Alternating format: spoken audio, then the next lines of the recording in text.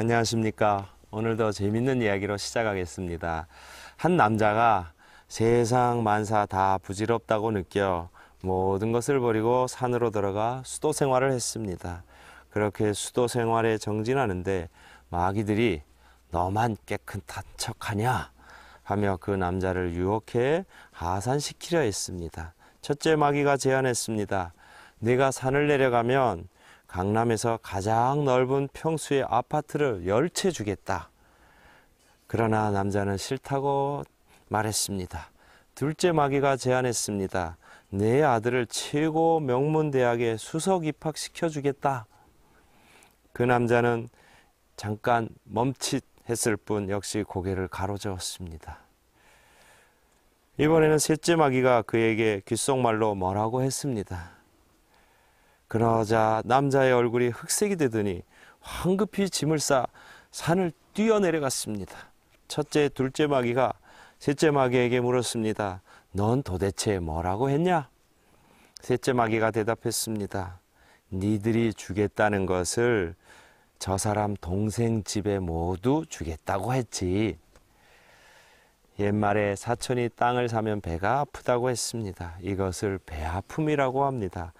배고픔은 생명에 관계된 본능적인 것이지만 배아픔은 사람들과의 관계에서 나오는 사회적인 욕망입니다. 북한 사람들은 배고파 괴롭다면 남한 사람들은 배 아픈 것 때문에 괴롭습니다. 북한 사람들은 배고파 못 살겠다고 하는데 남한 사람들은 배가 아파 못 살겠다고 아우성입니다. 결론은 우리는 위대한 배탈민족. 지난 시간에는 고해성사의 기원을 알아보았습니다. 교회 역사를 보면 참회성사, 고백성사, 화해성사라는 다양한 용어로 표현된 고해성사는 예수님의 말씀과 행적의 원천이 있습니다. 예수님께서 죄인들을 직접 용서하셨고 부활하신 다음에는 제자들에게 죄 용서의 권한을 주셨음을 살펴보았습니다. 오늘은 고해성사와 교회의 권한을 알아보겠습니다. 과연 사람이 사람의 죄를 용서할 수 있는가?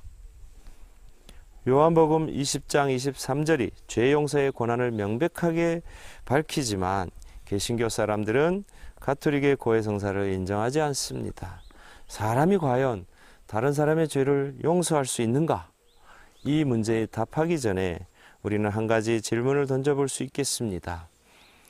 사람이 다른 사람을 죽일 권한이 있느냐? 이에 대한 대답은 그럴 권한이 없다는 것입니다. 이 세상에 그 어느 누구도 다른 사람을 죽일 권한이 없습니다. 법정에서 판사는 어떤 사람에게 사형 선고를 내리고 또 사형 집행인은 공적으로 그리고 정당하게 그 죄인을 죽이는데 이것은 어찌 된 일입니까? 그것은 그들이 국가에서 받은 권한으로 그런 일을 하는 것이지 그 판사 개인이나 그 사형 집행인 개인이 사람을 죽일 권한이 있기 때문은 아닙니다. 여기서 판사와 사형 집행인은 공무 집행을 하는 것이지 개인적인 원한으로 살인을 하는 것은 아닙니다. 이런 비유를 고해성사에 적용할 수 있습니다.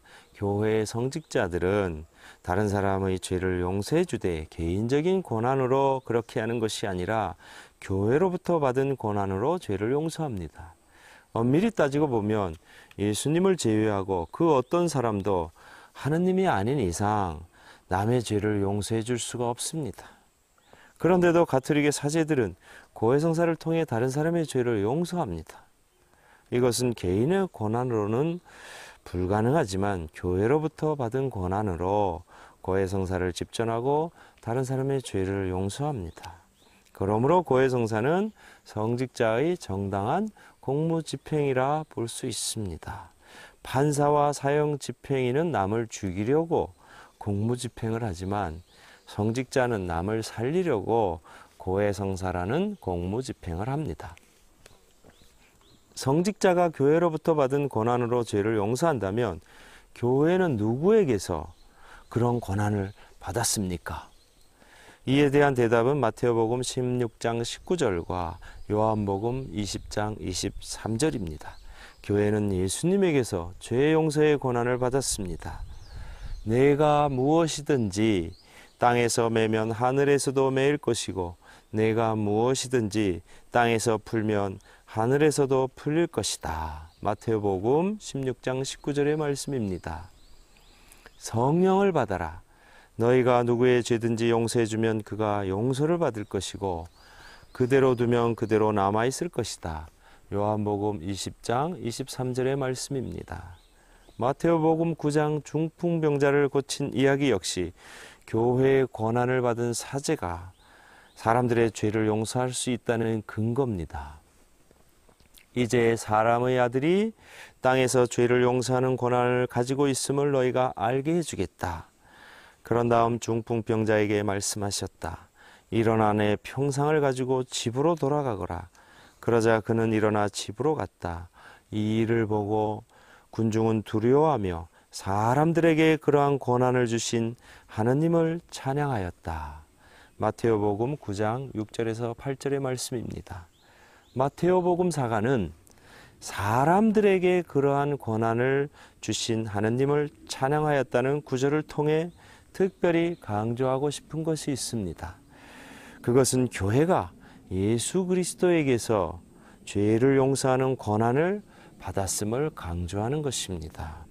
20세기 개신교의 유명한 성서학자 루돌프 불트만 역시 같은 견해입니다. 그는 마테오복음 9장 8절 사람들이라는 단어를 교회라고 보며 신자 공동체가 예수 그리스도의 전권에 참여한다고 말했습니다. 이상으로 죄를 용서하는 교회의 권한과 사제의 권한을 살펴보았고 다음 시간에는 고해성사의 역사를 알아보겠습니다.